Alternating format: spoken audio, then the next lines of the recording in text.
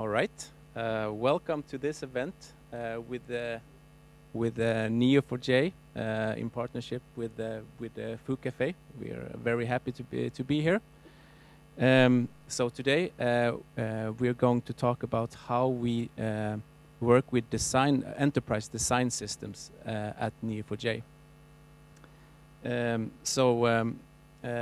We will have a presentation. Then there will be a Q&A session, and after that we will share some food together. So Neo4j. What's so special about Neo4j? Well, we develop a graph database, and it's actually the world-leading graph database, and it's developed right here in Malmö.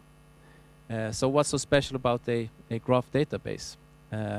Well, we think it's a very, very natural way to think about data and to model data.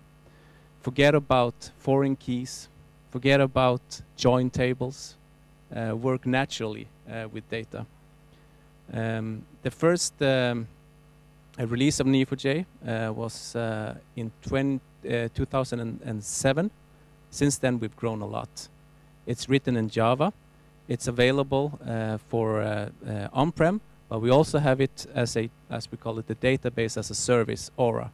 And there's actually a free tier there for anybody, such as developers as yourselves, can just go on and have a look.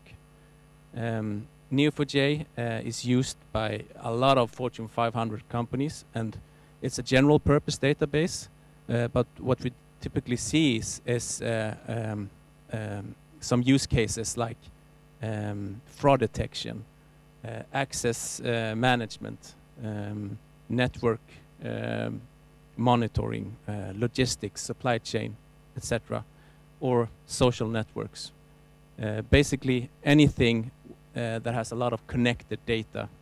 This is where Neo4j shines, because it's very, very quick and easy to traverse a lot of connected data.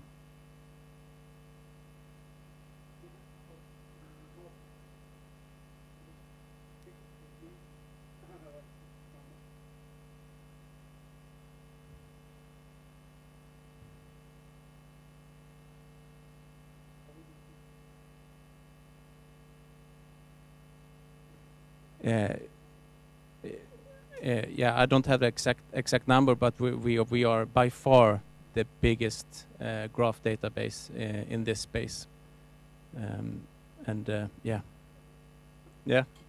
also have the biggest developer community by far. Okay, so that's what I wanted to say about Neo4j. Now I want to actually present today's speaker. We have Costa, who is working at Neo4j as a senior software engineer. He's heavily involved in the front-end applications of Neo4j, and he's going to talk about enterprise design systems. So we also have a lot of applications, front-end applications, that's supporting the graph database.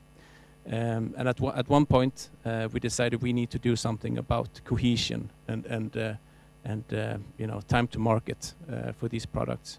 So Costa will talk about his experience in why we decided to invest in a design system, how we did it, and what we learned doing it. So without further ado, Costa, enjoy.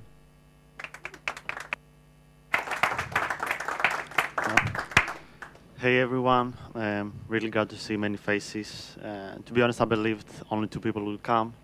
I'm Costa Alexoglou, a senior software engineer at Neo4j, and I will talk about design systems in Neo4j, how we build the design system, but also I will give you a skeleton on how you can build your own design system.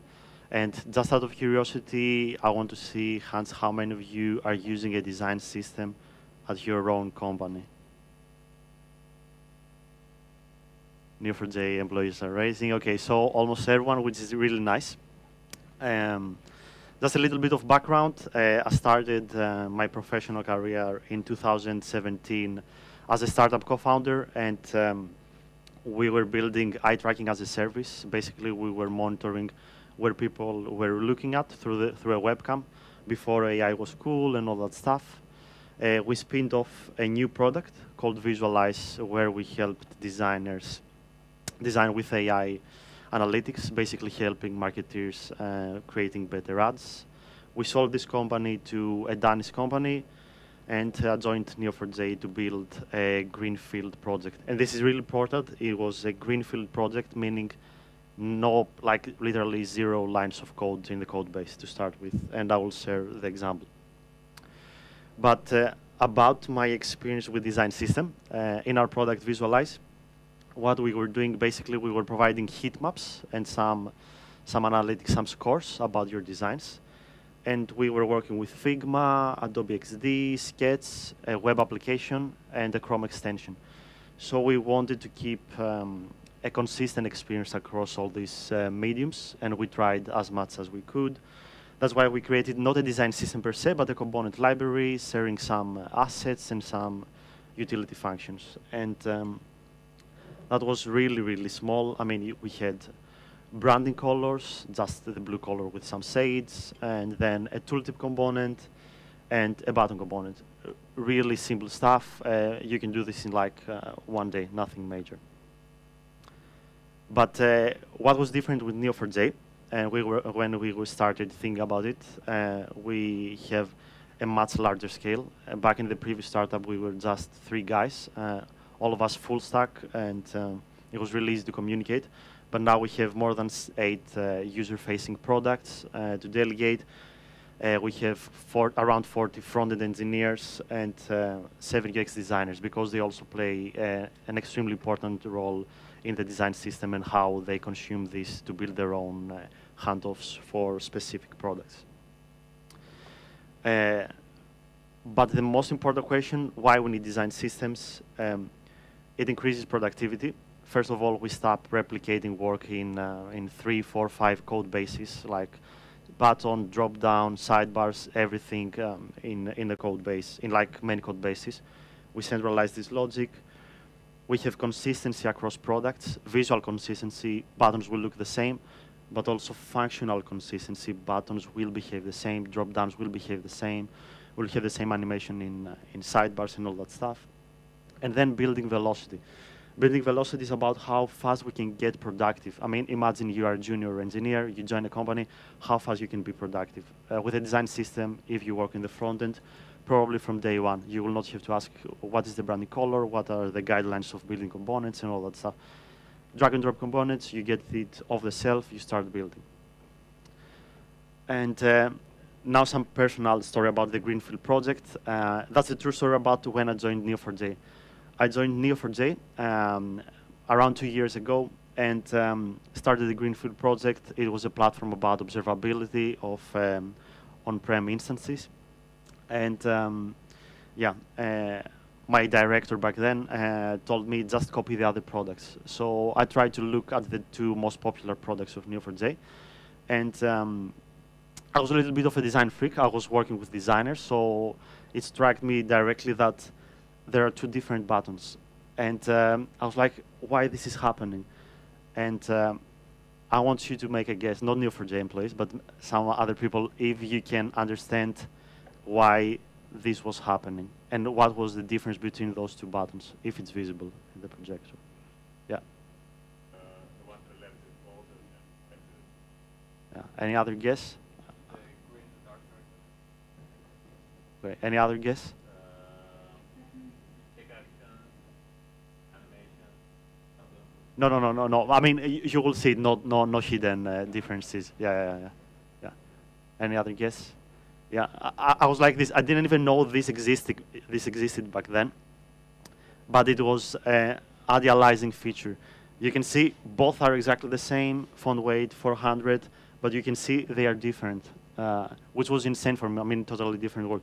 And this is fixed with a design system. I mean, you will have consistency across your products. You will have these settings to all the products that consume you, and it will be nice. Visual consistency, but then functional consistency. We had some products. We had, for example, Neo4j desktop, and then it opened Neo4j browser. So basically, all embedded in the same application. But on the first level, you had the loading state with 3 dots. I mean, we are connecting. And then this is not like visible so nice here. You had opacity, connecting, disabled state, which was, okay, like which one to copy? I mean, I was totally free. And the thing is that when you are free to make your decisions, you will truly make your own decision, because I will not go to another code base and copy. I was working with Tailwind, Greenfield project. I chose Tailwind. So I picked my own loading state. So you can understand how fast it can derail. And this is only a button. Like, try to think more complex components. So I picked the third variant. I didn't even care at that time. I wasn't responsible for design system. That was working for me. So that was the Neo4j example. Then we have other examples. This is from HubSpot. For anyone that is not familiar with HubSpot, HubSpot is a huge enterprise marketing platform and CRM and many stuff today.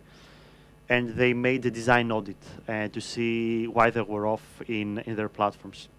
And anyone wants to make a guess how many shades of gray did they use in their products? Like a ballpark estimation? 10. Any other? 30. Any? 3. 3. Okay. 50. And okay, you won. They had, they had 100 plus variants of gray. 100 plus. And any guesses for different date pickers? No. No. 5. That's true. Maybe you won't. No, 8 date pickers. 8 date pickers. And this is like they have an article later. If you get the slides, there is a source about how they made the audit and what they found. And again, you also don't want to end up like the Steam meme. I'm not sure if anyone is a gamer here, but yeah, in a higher definition, Steam is actually a joke when it comes to design systems. Yeah, for real. You can see 1, 2, 3, 4, 5, 6, 7, 8. 9, 10, 11 fields, 11 search fields in the same application, which is insane. Yeah, for some reason. So yeah, you know, it's not about visual consistency. If you make money, that's all cool. I mean, they make millions. It's all perfect. But it's also about productivity, how fast you can prototype, go to market, and experiment, basically. Because you don't need to care about how will be something to be beautiful. I want to care about the hard engineering stuff. So I think you are sold off. We need a design system. And what were the challenges or the requirements for building one for an existing enterprise and not for a startup which just started? First of all, the refactoring and how people are going to use it. One point that you should know is that many people, especially every company has opinionated developers. They may be reluctant to using components developed in-house. You have to deal with it. Maybe you could make them the design champions or the ambassadors of the design system by onboard them on the architectural decision and all that stuff. Then legacy code bases. Some code bases may be extremely old, and you need to provide, for example, common JS and ESM packages so both will work and not break. And then you need to incorporate the needs of each product, because probably they will not change because you provide a way for them to style the components. So you need to provide CSS and JS. So we will see how we will do this. CSS modules, tailwinds, everything they need to actually work as they are used to work, because you will eventually not change how they work. Then about communication, how we will communicate what already exists in the design system library so they can know that they can grab it and implement this. And how do we communicate how they can consume everything, which is how Storybook comes into play. Who is not familiar with Storybook here? Okay. Storybook is basically a place where we can document our components and write our guidelines, and at the end we will have a demo on how Storybook looks like. And then maintainability at scale. We will have many components to take care of. Maybe we will have many themes: light theme, dark theme, high contrast theme. So we don't need to have hard-coded values, and we need changes basically to propagate. You change something here, and you want to propagate to all the products without breaking the products, basically.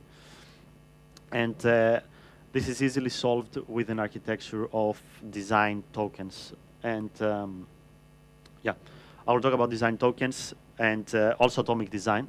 And atomic design is basically a really simple principle. If you skip this, you start with atoms. For example, an atom can be my button, and then you go to a molecule, which could be, yeah, bottom navigation, then a page, and so on and so forth. And this is a really nice principle, but the author wrote this book before design tokens were a thing, and now you have design tokens, which are basically the ions in our story, and they propagate in atoms and so on and so forth. And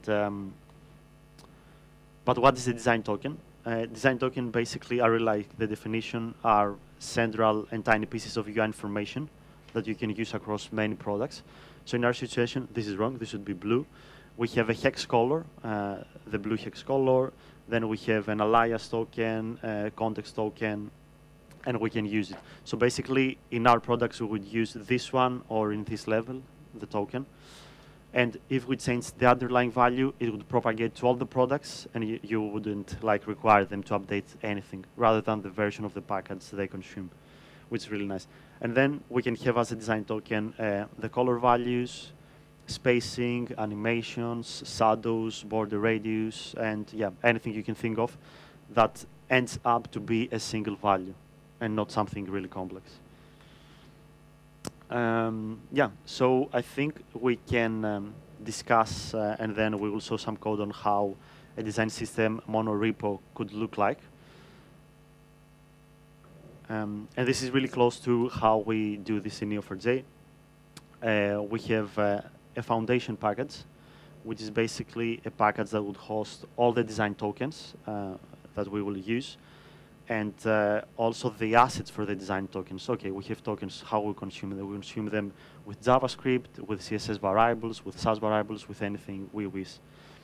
And also in Neo4j, we did something different. Instead of only having tokens, we host the component styling.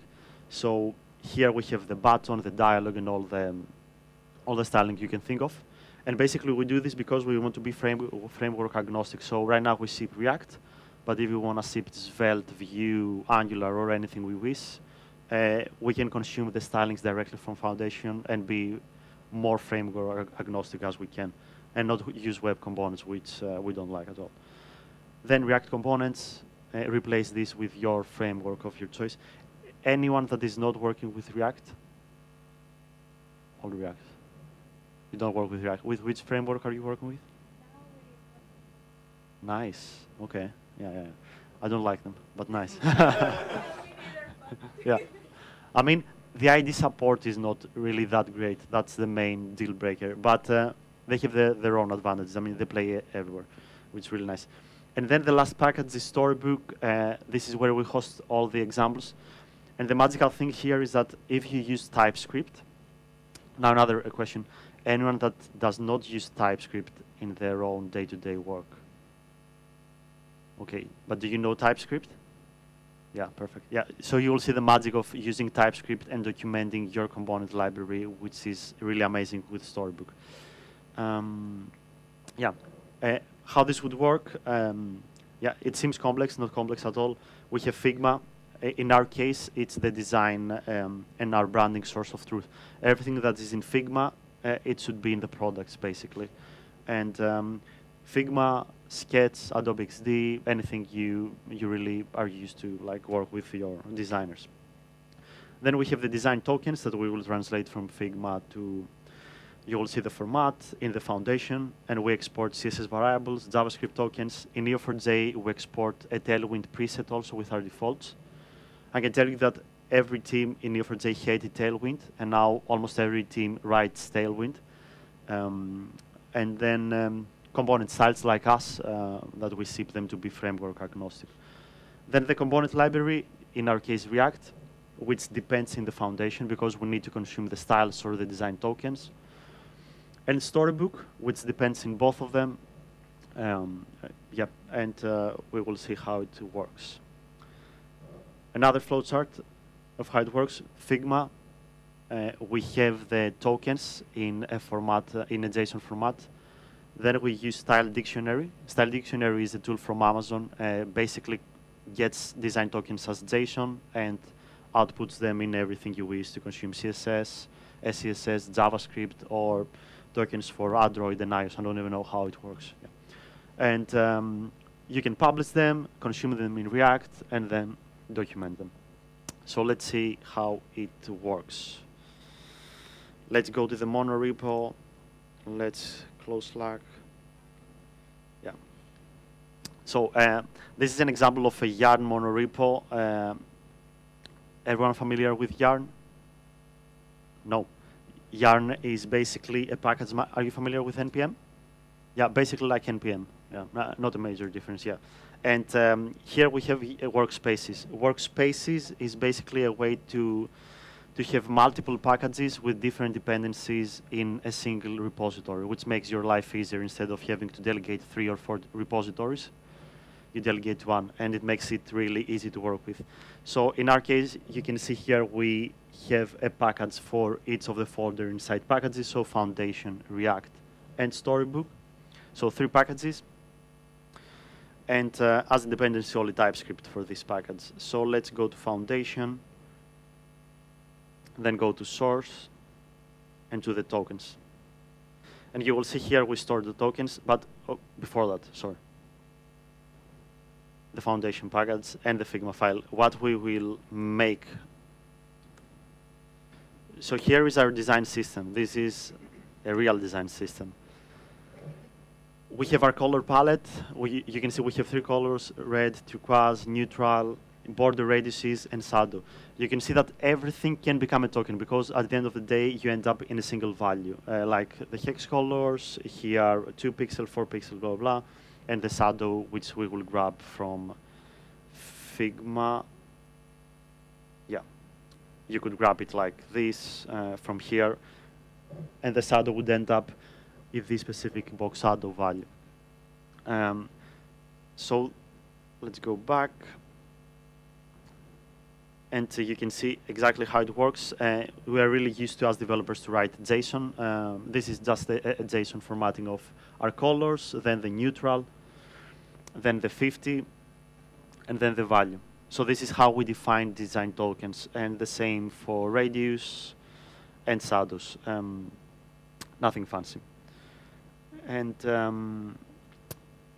here we go to our package.json in the Foundation, and we have a build script, which basically executes Style Dictionary and builds our stuff. So let's try and run this yarn. Then we say workspace, and we target the Foundation, and we say build all the design system tokens. So it starts, and it generates inside the lib folder the tokens. Also, just to see the configuration, the tokens are inside our source/token and everything that ends with JSON. And then we have some transformations. We have the SCSS, the CSS,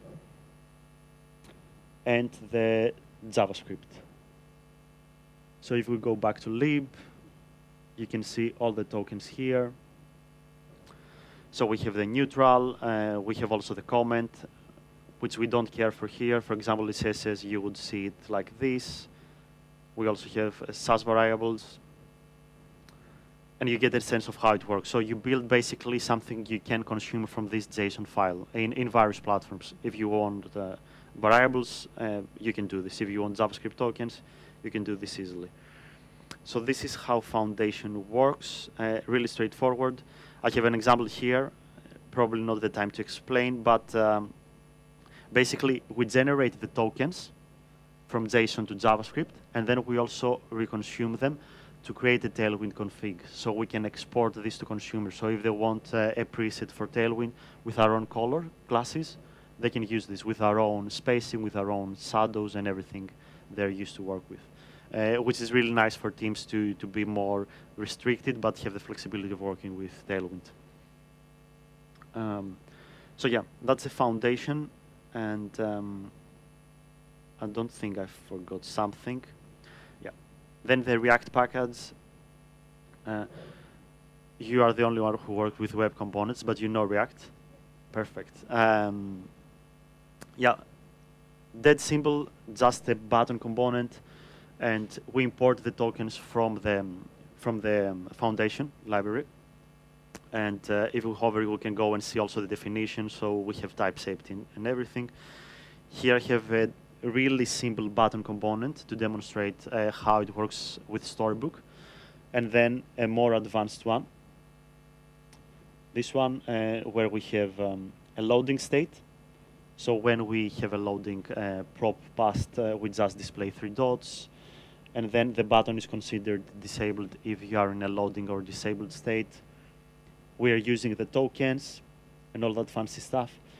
And then for the interface, we extend the native button interface from React, but we also add the disabled. So disabled is included here in the native buttons properties, but you will see why we explicitly define it, because it provides really nice controls in Storybook, which you will lose if you don't do this explicitly. Then the loading state, and then the color off, which is really nice because you try to infer everything with TypeScript from the definitions, and you can see all the colors, red, neutral, turquoise, everything, without you typing hard-coded values about your colors.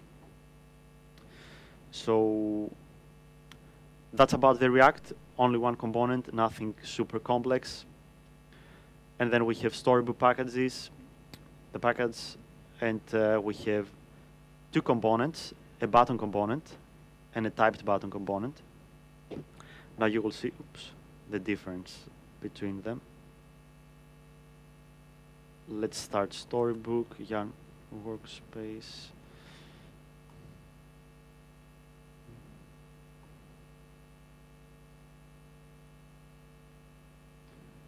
So the difference between TypeScript as it loads. If you didn't have TypeScript to infer all the types,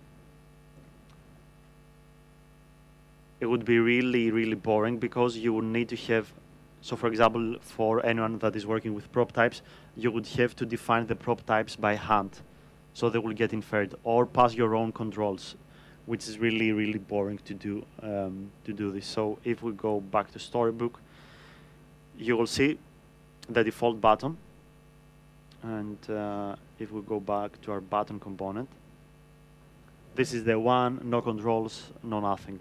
And here we can see it here. The only thing we can change is basically children, and provide something like this. The cool stuff, though, is that if you're a developer consuming the design system and you go to Storybook, and you can grab the code, out of the box like this. But then if we go to typed button, you can see here we include the better button component, and we have 2 examples, one with a disabled prop and one without the disabled prop. You will see now how easy it makes our lives for documentation. Everything right now from the controls is defined. We didn't make anything explicitly, so the developers can come in and can check, for example, okay, I know now that I can have an explicit disabled state, so probably I expect something to happen if I change this state. Which is happening, which is, okay, great. I know that I can use it. The same for loading state. I have the loading state here, and I can see it change. And again, inferring all the colors from our types, nothing manual from work, so we can change the colors by only providing the types, which is really, really fast for your documentation. You don't have to do too much manual work to maintain a fair documentation. And again, you can grab the code and live your life. I mean, super easy. Copy the code and just use it in the editor. Close it. Perfect. And the type. Let's go back.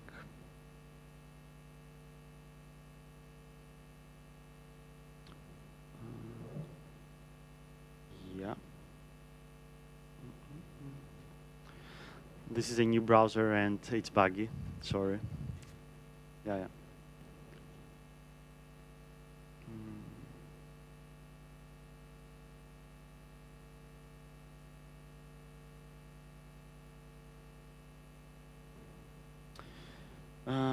Yeah, actually, that was it with the story package.